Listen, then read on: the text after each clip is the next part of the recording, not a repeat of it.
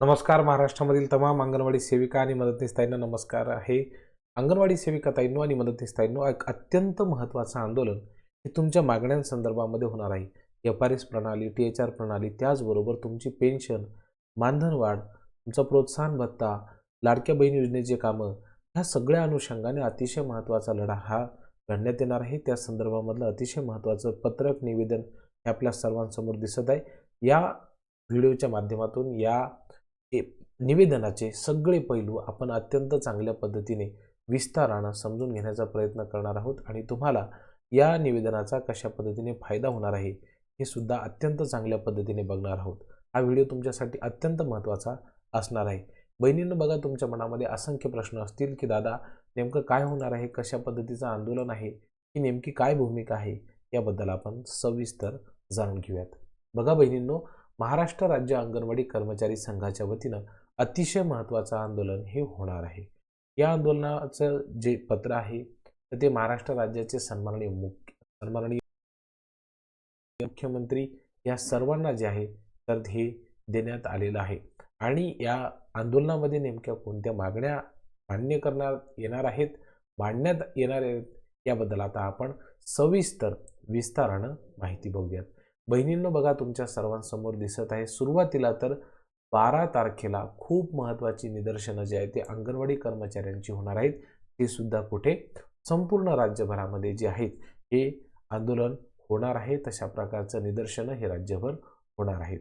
यामागचं कारण असं आहे की अनेक विविध ज्या श्रमसंहिता आहेत त्या पारित करण्यात आलेल्या आहेत आणि एकंदरीत त्यांचा विरोध म्हणून जे आहे तर हे आंदोलन होत आहे अशा प्रकारची आपल्याला माहिती मिळत आहे.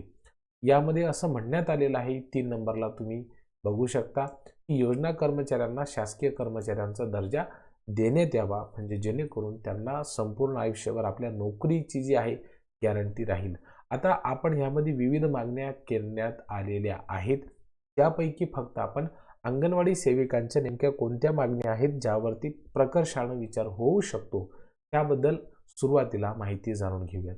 मुद्दा क्रमांक 10 जो तुम्हाला सध्या स्क्रीनवरती दिसतोय त्यामध्ये आहे की प्रोत्साहन भत्ता जो शासनाकडनं दिला जातो, राज्य शासनाकडनं, त्यामध्ये अंगणवाडी कर्मचाऱ्यांच्या मानधनामध्ये वर्ग करण्यात यावा.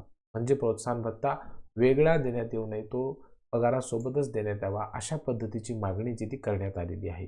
पुढचा जो प्रश्न आहे की सर्वोच्च न्यायालयाचा जो निकाल आहे त्यानुसार अंगणवाडी कर्मचाऱ्यांना ग्रॅज्युटी सुद्धा देण्यात यावी आणि त्याच्यासाठी कुठल्याही पद्धतीचा विलंब हा सरकारने लावू नये. त्या पुढची जी मागणी आहे बहिणींनो, बघा, की ज्या सेवानिवृत्त होणाऱ्या अंगणवाडी कर्मचारी आहेत तर त्यांना दरमहा पेन्शन सुद्धा देण्यात यावी. ही खूप महत्त्वाची मागणी आहे, कारण की अंगणवाडी कर्मचाऱ्यांना कोणत्याही परिस्थितीमध्ये त्या ठिकाणी पेन्शन मिळायला पाहिजे, जेणेकरून त्यांच्या उतार वयामध्ये त्यांना अडचण येणार नाही. पुढची जी अत्यंत महत्त्वाची मागणी आहे ती म्हणजे टी-एच-आरमध्ये बदल करण्यात यावा आणि त्या आहारांच्या किमतीमध्ये कमीत कमी तिपटीने जे आहे तर ते बदल करण्यात यावा, त्याच्यामध्ये वाढ करण्यात यावी, अशा प्रकारची मागणी बहिणींनो करण्यात आलेली आहे. याच्या पुढची जी महत्त्वाची मागणी आहे त्यामध्ये असं म्हणण्यात आलेलं आहे की एफ-आर-एस प्रणाली बंद करण्यात यावी आणि जुन्या पद्धतीनं टी-एच-आर जो आहे पोषण आहार त्याचं वाटप करण्यासंदर्भामध्ये आदेश देण्यात यावे, अशा प्रकारची मागणी केलेली आहे. यानंतरची मागणी ज्याबद्दल खूप अंगणवाडी सेविका सातत्यानं लढा देत आहेत ते म्हणजे अंगणवाडी सेविकेमधूनच मुख्य सेविका आणि पर्यवेक्षकांचे जे पद आहेत ते भरण्यात यावे, म्हणजे जेणेकरून सर्वांना त्याचा खूप फायदा होईल. यानंतरचं काम जे वाढलेलं आहे अंगणवाडी सेविका ताईंचं ते म्हणजे काय, तर मुख्यमंत्री माझी लाडकी बहीण योजनेचे जे काही KYCचे काम आहेत ते अंगणवाडी सेविकांना देण्यात आलेले आहेत. तर हे तसं पाहिलं तर योजना बाह्य काम आहे, अशा पद्धतीचं काम देण्यात येऊ नये. आणि महत्त्वाचं म्हणजे की जो ऑनलाईन डेटा अंगणवाडी सेविकांना भरावा लागतो त्यासाठी 4G मोबाईल देण्यात आलेला आहे आणि त्यावरती ते न देता 5G मोबाईल देण्यात यावा. त्यासोबत जे सिम कार्ड देण्यात आलेलं आहे त्याच्या रिचार्ज करता सुद्धा 3,500 रुपये प्रतिवर्षी देण्यात यावे, अशा पद्धतीची मागणी करण्यात आलेली आहे. यानंतर म्हणजे काय, तर ते बेबी केअर किट जे असतात तर ते हे जे सर्व जे साहित्य आहे ते अंगणवाडी केंद्रामध्ये पोहोच करण्यात यावं, जेणेकरून अंगणवाडी सेविकांना ते वेळेवरती देता येईल. त्याचबरोबर राज्यामधल्या सगळ्या अंगणवाडी केंद्रांचं जे रूपांतरण आहे तर ते स्मार्ट अंगणवाडी केंद्रामध्ये करण्यात यावं, अशा पद्धतीची मागणी जी आहे ती करण्यात आलेली आहे. आता हे आंदोलन कोण्या दिवशी असणार आहे बहिणींनो बघा, तर 12 तारखेला जे आहे तर हे खूप महत्त्वाचं आंदोलन होणार आहे. हे किती दिवसांचं आंदोलन आहे, तर एका दिवसांचा हा संप असणार आहे. हा राज्यव्यापी असणार आहे की देशव्यापी असणार आहे, तर हा जे काही आंदोलन आहे बहिणींनो तुम्ही बघू शकता या ठिकाणी हे देशव्यापी आंदोलन हे होणार आहे. प्रचंड महत्त्वाचं आंदोलन हे असणार आहे, ज्यामध्ये राज्यभर जे आहे निदर्शनंही करण्यात येणार आहेत.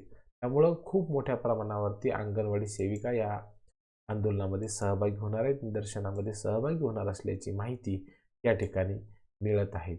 अंगणवाडी कर्मचारी सातत्यानं आपला प्रयत्न करत असतात, आपल्या मागण्या राज्य सरकारसमोर, देशातले लोकांसमोर ठेवण्याचा. त्या दृष्टिकोनातला अतिशय महत्त्वाचा हा प्रयत्न असणार आहे. राज्यभरामधील अंगणवाडी कर्मचारी भागीदारी करून आपल्या मागण्यांचं गाऱ्हाणं त्या ठिकाणी मांडणार असल्याची माहिती या ठिकाणी ब्रिजपाल सिंग, जे महाराष्ट्र राज्य अंगणवाडी कर्मचारी संघाचे अध्यक्ष आहेत, त्यांनी दिलेलं आहे. आणि हे जे काही प्रत आहे तर ती प्रत माननीय जिल्हा कार्यक्रम अधिकारी, त्याचबरोबर बालविकास प्रकल्प अधिकारी आणि वरिष्ठ पोलीस निरीक्षक यांना देण्यात आलेलं आहे. अशा पद्धतीचं अत्यंत महत्त्वाचं पत्रक आहे अंगणवाडी सेविकांच्या दृष्टिकोनातून. या संदर्भामध्ये तुम्हा सर्वांना काय वाटतं, तुमच्या सगळ्यांच्या भावना काय आहेत हे आम्हाला कमेंट करून नक्की कळवा. आपल्या सर्व बहिणींचं मी मनापासून आभार मानतो आणि हा व्हिडिओ या ठिकाणी आता आपण थांबूयात. तुमच्या काही अमूल्य प्रतिक्रिया असतील तर त्या आम्हाला नक्की कळवा. तुमच्या सर्व प्रतिक्रिया आमच्यासाठी खूप महत्त्वाच्या आहेत. खूप खूप धन्यवाद बहिणींनो.